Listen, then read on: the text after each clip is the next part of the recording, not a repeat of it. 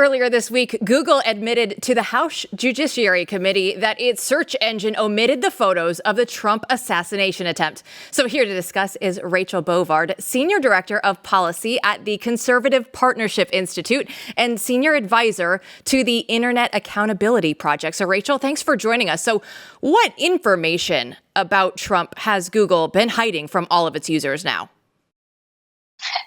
Well, it was a case where if you searched for anything related to the Trump assassination, it wouldn't auto-populate in Google's search box. And also, if you searched for information about President Trump, the search engine would populate articles about Kamala Harris instead. And now Google's attorneys told House Judiciary, our search engine box just wasn't up to date. It was just an oversight, which is laughable when you consider that Google has the world's most sophisticated search algorithm. It's powered by unprecedented scale. It leads the market. And yet we're supposed to think that it's stupid, that somehow it wasn't up to date. It's a laughable excuse, but this is what they do every time. When they're busted, they just claim ignorance, when in reality, we know this was intentional. Rachel, great to have you on. Hopefully the first of many. Good to see you. I think we need to discuss how long this went on for. And also, have we seen anything on this level before? Because this sounds familiar. Yeah, it's unclear how long they've been suppressing search around President Trump. They're not going to tell us, but any search that you can do yourself, right? Trump is one of the most visible, most prominent people in the world. And so when you search for something that happened to him and it doesn't come up, it raises all kinds of questions about what they've been, suppressing in prior searches or around prior topics. And yes, we have seen this before. We've seen it numerous times. Most infamously, perhaps, was the Hunter Biden laptop, which we now know, wasn't misinformation. It was just used in court.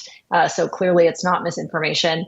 But around the 2020 election, any number of issues around COVID-19, we saw this information being suppressed. And why this matters, some people will say, well, who cares? Google's a private company. They can do whatever they want. You have to consider this in the context of scale. Google filters information for 90% of the world.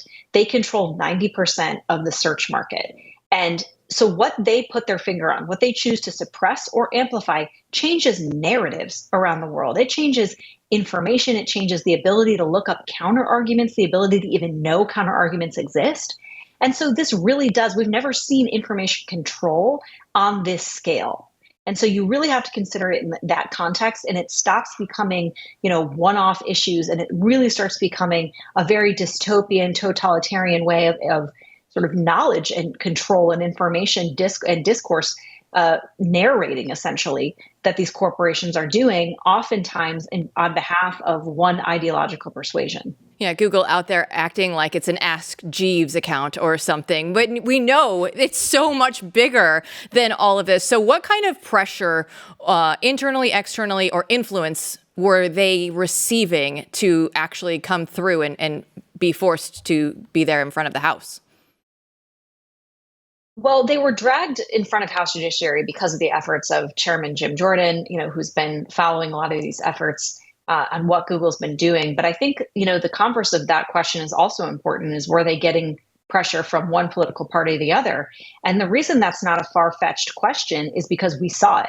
In the recent Missouri v. Biden case that was argued before the Supreme Court, we have the receipts now. Because of the discovery in that case, we have chapter and verse, literally, in emails and text messages of the White House pressuring or at times ordering these companies to censor not only categories of information, but specific accounts, questions, all types of things. And so we know this kind of pressure does happen.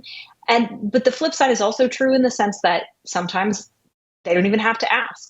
Right? What we're dealing with is almost an information cartel, not only in the private sector, but you have a group of corporations whose leadership agrees with one political party. And you start to see that in the way these corporations act around things like elections in particular. And in this case, this is just one example of what we hope is not the tip of the iceberg around this upcoming election. But, 2020 has left a lot to be desired, and you can sort of prognosticate that forward and see some of the concern that might arise around 2024 and how these big tech companies are going to act. For everyone watching, if you go to theblaze.com right now, you'll see an article by Rachel Bovard called "The Big Win Against Google Must Be Only the Beginning." Rachel, can you tell us about what you wrote for us today? Sure. So this is mostly focused on the recent antitrust lawsuit against Google, brought by the Trump administration in 2020, finally resolved 4 years later, just this week, where a judge declared Google to be a monopoly in violation of Section 2 of the Sherman Act. This is specific to Google search and a portion of their ad agency as well. And this is a big deal. Basically, the judge found that through a network of exclusive contracts, where Google has set itself up to be the default search option on mobile and browser devices, they foreclosed the market to basically all of its competition. And so in declaring Google a monopoly over search, it opens up a number of remedies, including structural breakup remedies that could be applied to Google. And, in the piece, I try to make the point that this should only just be the beginning. A lot of these companies have been the beneficiaries of antitrust attorneys and enforcement agencies that have been asleep at the switch as they've been consolidating control over these marketplaces. And we're now dealing with a speech sector that is a cartel, essentially. And so there's ongoing antitrust action against Facebook, against Amazon, against a number of these tech giants, against Apple as well. And, we should be, as a conservative movement, be vigorous about protecting the free market. And if that means bringing antitrust enforcement, then so be it. That's how we protect the marketplace. It's criminal enforcement. If you're a monopoly that's maintaining your monopoly through illegal means, you are violating the law and you should be held accountable. And Rachel, to that point, where do we go from here? When you look at the fact that Google is now having to face, the music here in front of the House, will they continue with these actions, or is this going to be enough to dispel them from doing something like this in the future, would you believe? Well, it's interesting when you look at, all the times these companies have been hauled before Congress and they take a beating, and there's a lot of rhetoric thrown around. They have almost learned how to manage that. They've learned how to bake it into their baseline. They know that they just go and they take their knocks and they say sorry and they try to look appropriately sad, and apologetic about their behavior, and then they change nothing. Antitrust is a little bit different, right? Because antitrust is through the courts. They have to make their case, and many times, or at least in this instance, they did not succeed. And there are going to be actual remedies applied to how they do business. And so this is a more powerful tool and a more potent tool, I would argue, in this current environment. Would I like Congress to do more here? Would I prefer Congress to be imposing these remedies? Yes, I do. I would, right? That is the democratic process in action. I would like our representatives to be speaking on behalf of all of us and doing that, but they have not, right? Outside of hearings, they don't legislate. They really sort of just wrap these tech execs on the knuckles and then go about their business. So the courts are really proving to be where the action is.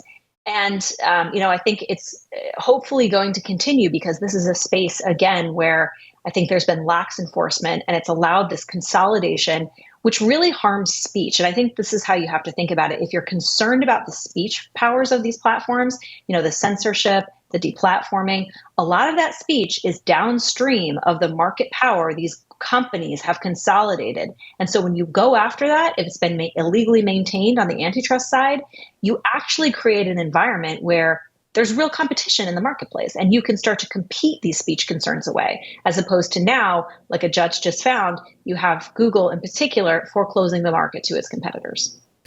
Well, after being involved in these debates for the last many years, it does seem like there's progress, and I love the way you articulate these issues. Extremely important. And I think most people in our audience are completely in agreement with you as well. One thing I just want to add that I think is interesting is, on top of all the doing evil that Google has done, is that their search sucks. I mean, the one thing that we forget in this is that their product actually sucks, and they're so big and so powerful. We sometimes forget that these things do decay over time. And I mean, I don't. It's not the same internet, right? So when you suck at what you do and the service you're supposed to provide, eventually that's going to catch up to them as well. Rachel, a quick final word here. Well, that's a consequence of being one of them anyway, of being a monopoly. right? Your product can degrade, you can reduce consumer choice, you can harm their privacy, but they know there's nowhere else to go because they have no near peer. And so hopefully, right, if there's a correct remedy applied, maybe Google will improve and the whole internet will improve.